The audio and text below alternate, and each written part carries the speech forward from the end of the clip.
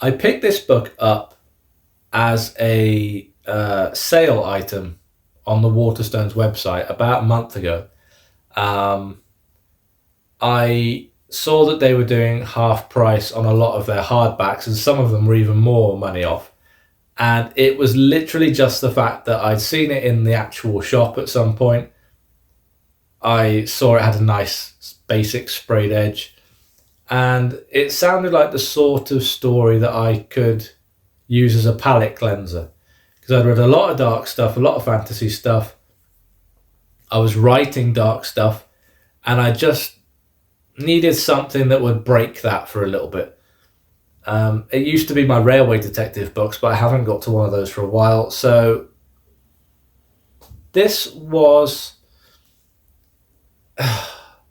So it follows the experiences of 7 particular sets of people traveling on this train in Japan.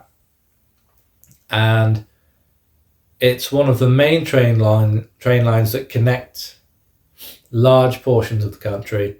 And we follow particular characters as they get on. We learn a little bit about their lives around the point where they got on and off the train.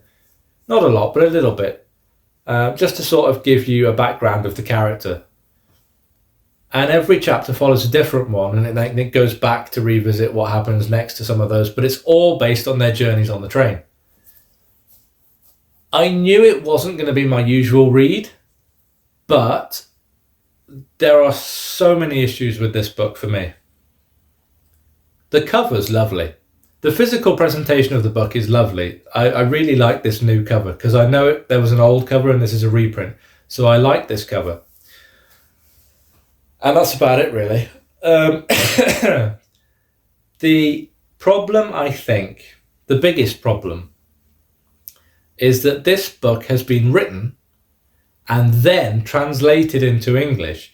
And I don't think some of the wording translates from Japanese to English very well at all. You know, there are certain words and phrases, and you're reading them and you're thinking, that's not a cultural thing, that's a bad translation. And that is all through the book. The stories aren't really stories, they could be diary entries, really. They're that contained and that thin on detail.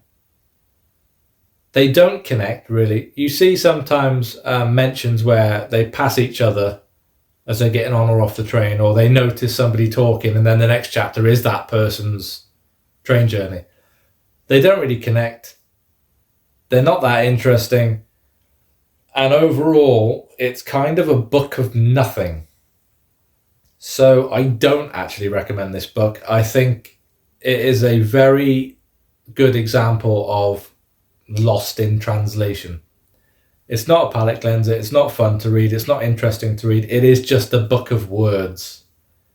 And I can't recommend it at all. I gave it 2 stars because it was that boring. And I only finished it because it was so short. If it was any longer, I would have DNF'd it. So yeah, not very good at all.